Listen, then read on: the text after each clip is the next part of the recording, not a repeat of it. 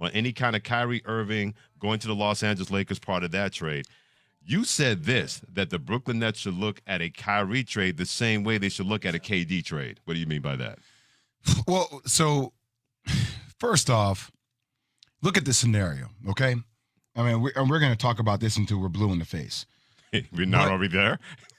If you're hearing the reports about how this trade may not work out or it's gone stagnant between the Lakers and the Nets regarding Kyrie Irving in exchange for Russell Westbrook and a couple other pieces, I look at it and say, if you're Kyrie Irving, if you can't get that deal done, then doesn't it behoove you on a 1-year deal as you're trying to get your max money to be on a championship contender with a roster that looks like it's being built out to be a championship contender? So if Kevin Durant is there, even though he asked for a trade, if you were to say, hey, look, let's give it a year. Let's put all the pieces together. Let's be committed to this process. Our team is complete. We can have Ben Simmons at the 5. We can help rebuild him. We got Joe Harris. We got Seth Curry. We re-signed Patty Mills. We just signed TJ Warren, who, coming off injury a couple years ago, but still was in the bubble, dropping crazy points. He was doing his thing. Right? You got Edmund Sumner, who is a guard who can defend. You have all the pieces there in place to contend in the Eastern Conference. Okay. I mean, with this lineup you're talking about, they're up. I still would say the Milwaukee Bucks, I think, are the best team in the Eastern Conference. Agreed. But they're right there with the Boston Celtics, the Milwaukee Bucks, the Nets, and the 76ers, and the Miami Heat. They're all in contention to win it. You can say on paper, they actually have the best team, the most talented team, if they were all to return. So doesn't that help Kyrie get to his next deal? Which, could that deal be with the Nets or could it be somewhere else? Who knows? But if you have all the pieces in place, why not run it back? And if you're Brooklyn, if you can't get the assets in return from the Lakers that you think can help propel your franchise forward, you're still under contract. You opted in. You're going to stay here, and you're going to play one more year with Kevin Durant. And by the way, speaking of that, we mentioned at the top of this that what if this doesn't happen? Well, Kendrick Perkins, ESPN NBA analyst on NBA Today yesterday, he says Kevin Durant really doesn't want to be traded away from Brooklyn. Let me channel my inner Brian Windhorst for a second. Okay, I'm looking at it and I'm saying, why would KD want out? Okay, why would Kyrie go searching and seeing if a team would want to do a sign and trade, and then all of a sudden he opt in into his contract? And then all of a sudden, once Kyrie Irving opts in into his contract, then Kevin Durant comes out and says, I want to be traded. He tells the Brooklyn Nets he want to be traded. I'm to the point, and I came up with the conclusion that I don't believe Kevin Durant. I don't believe it at all. Matter of fact, it makes 0 sense to me that he wants to be traded at this point. I don't believe he believes it. I think Kevin Durant is doing this as a scare tactic in order to help Kyrie Irving have leverage to get him signed long-term with the Brooklyn Nets. So a lot of people always say, well, Kevin Durant doesn't care about his legacy. His legacy is already set.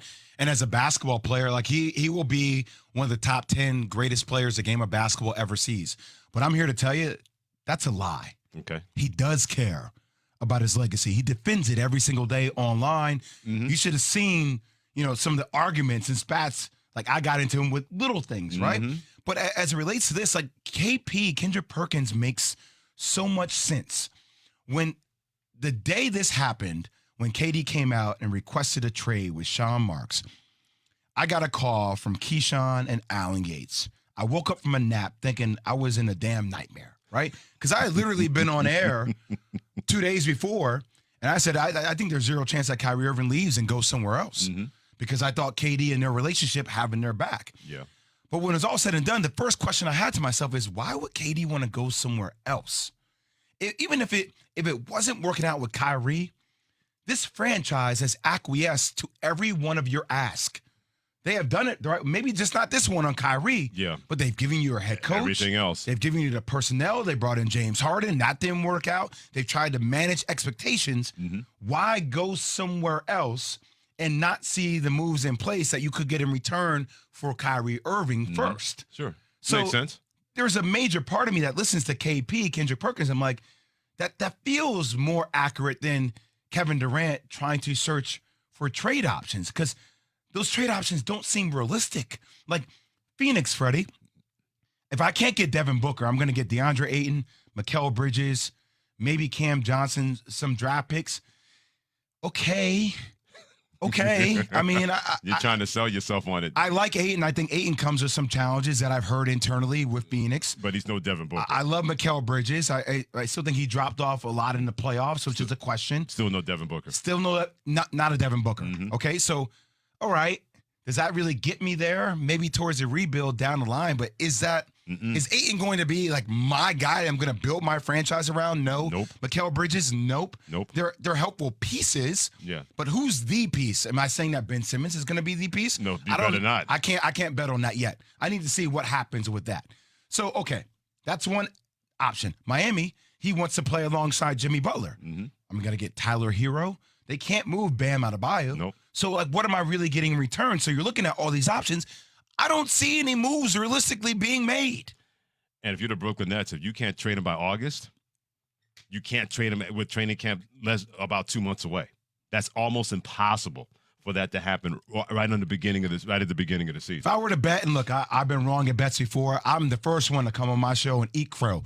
I actually love it because if I got everything right, I wouldn't be working here at ESPN. I'd be living on my boat in the south of France, betting every single day in Vegas. But I would bet a lot of money that when it's all said and done, Kevin Durant and Kyrie will be playing for the Brooklyn Nets this season. And if that happens, can you imagine that first press conference before the season gets started, after all that bluster, right before July 4th, and then pow, bam, boom, nothing? It almost feels, Freddie, like a standoff, right? It really like, is. Oh, okay. Oh, you're going to do this? Is. I want out. Kyrie's like, oh, I'm already in L.A. I'm working out in L.A. I bought a crib out in L.A. Sean Marks and Josiah be like, oh, you want out? No, we're going to hold on to you. Let's see what trade options. Oh, I can't get anything. Who's going to win this when it's all said and done? Well, ownership's going to win. Ownership's going to win. Because to your point, those guys want to hoop. And Kyrie's not going to play and leave $36.5 million on the table. Not happening. Kevin Durant is not just going to sit out and leave a 4-year, $198 million extension on the table. That's not happening Freddie, either. When it's all said and done, if you're looking at it, if you're Kyrie and KD, the way people have chastised him over the past year, right? Because of the pandemic, because of the lockout, because of George Floyd and the bubble, all that. Would there be a better way to shove it in everybody's face if these two came back and they destroyed their opponents? Well, then that'll be on them, and we'll find exactly what kind of teammates they really are and friends they really are. You came here to do it together. Your not way. apart. Right. Your way. And they've given it to you your way like Burger King, but now we'll see exactly if that way is going to work if they can't be traded away from the Brooklyn Nets when it comes to Kevin Durant and Kyrie Irving. And Freddie, last thing I'll say, all superstars need to be challenged and pushed. Well, this There's is a the reason biggest why challenge and push here. Yeah, and how they respond to that, it says volumes about them. Okay. Because that's what Tom Brady needed to be pushed by Bill Belichick. Sure. Michael Jordan needed to be pushed by Phil Jackson. Like certain people were in place to do that. Here's a great opportunity for that to happen. Maybe it has to be somebody else other than Steve Nash, the head coach, pushing Kevin Durant and Kyrie Irving. We're going to have more on this later here in Keyshawn, J. Will, and Max. He's Jay Williams and Freddie Coleman.